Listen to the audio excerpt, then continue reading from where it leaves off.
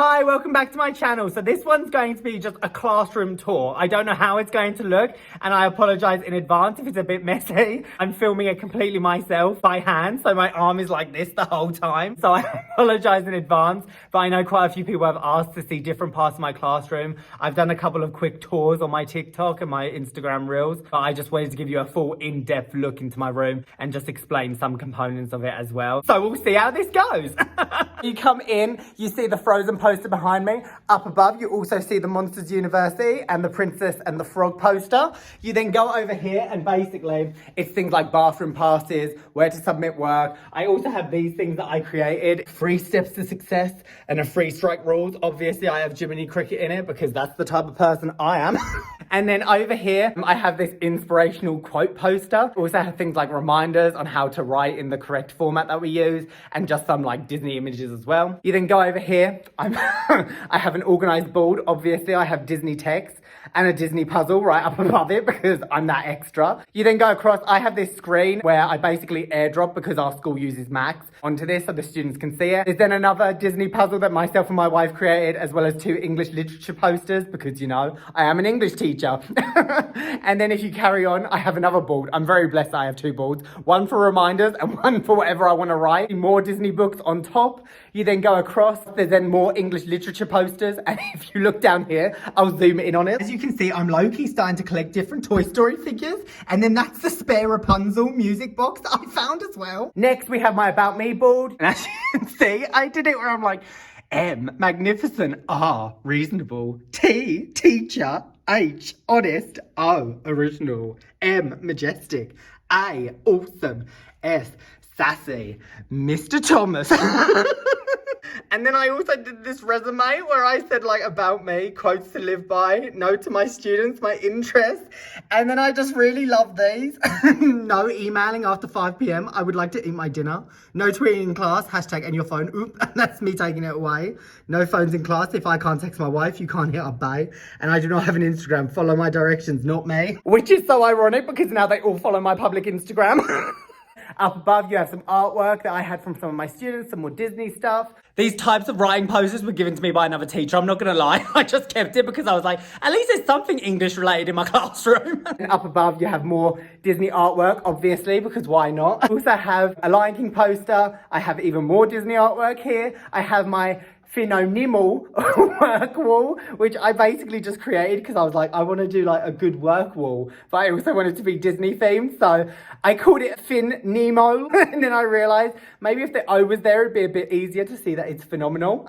So I added that. And then if you go over here, I have my Taylor Swift poster. It's been in quite a few videos. And this is my desk area. As you can see, I also have little Disney knickknacks all across my desk because that's the type of person I am. I also have these VHS tapes just because I thought it looked really cool on top. And then this is more organized. There's nothing on it because we're close to the end of the quarter. Over here, there's been a few mentions of this. This is my Taylor Swift corner. It's basically where I have all of her albums and just a mini Taylor Swift shrine. What I've also done on this wall is anytime I get any fan mail, anything sent to my PO box, I usually keep little tidbits of it and then I put it on my wall. So then whenever I have a bad day, I can look at it and be like, well, I have fans out there. So that's always nice to get me through the day. Believe it or not, I also have a Pikachu poster because even though it's a Disney room, I also like Pokemon. The next part, I've had quite a lot of requests to do the view. So this is the view from my classroom. I'm very blessed with my view, to be honest. This is my outside view. This is where you're going to probably start seeing things that you recognize from some of my previous videos. I have all of my Disney princesses on a bookshelf. I have 2 bookshelves. One of them is a random Disney crap that I have acquired throughout my thrifting. Occasionally my students will be like, yo, what is that? I'll just be like, oh, that's just, you know, it's just Disney stuff that I found from the thrift store. And then I also actually have a bookshelf that has books on it as well, because clearly I am an English teacher after all. It's just different literature, either things that I've read, things that I potentially would want to teach in the future that I just compiled and put together as well. And then over in this corner, I have my 101 Dalmatians puzzle. If you look closely, you'll notice there is a missing spot. It's basically because I like the poster and I was like, I'll just fill it in myself, it's fine. And then over here, this is really interesting. If you ever followed me when I was doing my Disney Hercules plates, that's the official poster for those plates. I ordered it off eBay just because I really liked those plates. And then there's also a Space Jam poster. And then if you go back here, you'll notice there's even more Disney books up here. There's a Disney puzzle there that I have no space to put on my walls anymore. There's no way I can do a tour without showing you this. It's featured in a few of my videos, but this is all of my Disney collection that I have acquired on Blu-ray and DVD that I just keep in my class, you know, in case I ever need to put a Disney film on. Over here, my kids are always like, sir, why do you have a random stingray bag? Basically, I got stung by a stingray. It was our last vacation. We went to California just before everything shut down because of the pandemic, and I got stung by a stingray. I've never had it happen before, and I was just like, this sucks. And my wife said to me after, I didn't go into the ocean that much because I had a feeling that I was going to get stung by a stingray. And I was just like, thanks for that. And then I just kept it because I thought it was funny. So my students were always like, what is that about? And I'm like, I know what it's about. And then this is my favorite bit, the last bit.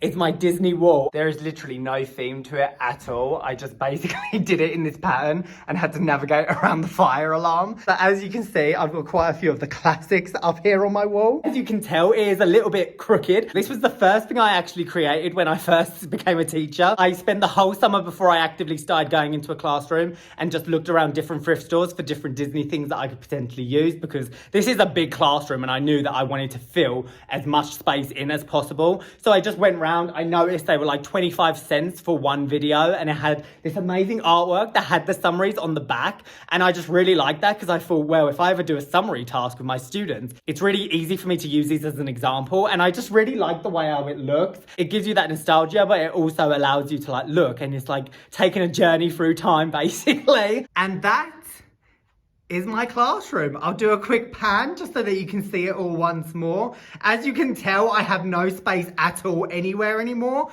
And when I do eventually move to a different classroom or a different school, I can honestly say I don't know how I'm going to manage to fit all of this. So that's my classroom. It's taken me about 2 years to get to this point. I constantly find things. Whenever I go out, I constantly look at just different books that are Disney, because obviously I'm an English teacher and I like looking at the different Disney books. But I also like looking at the toy sections in thrift stores and finding different Disney toys to give me some nostalgia. And I like just putting them in random places around my classroom.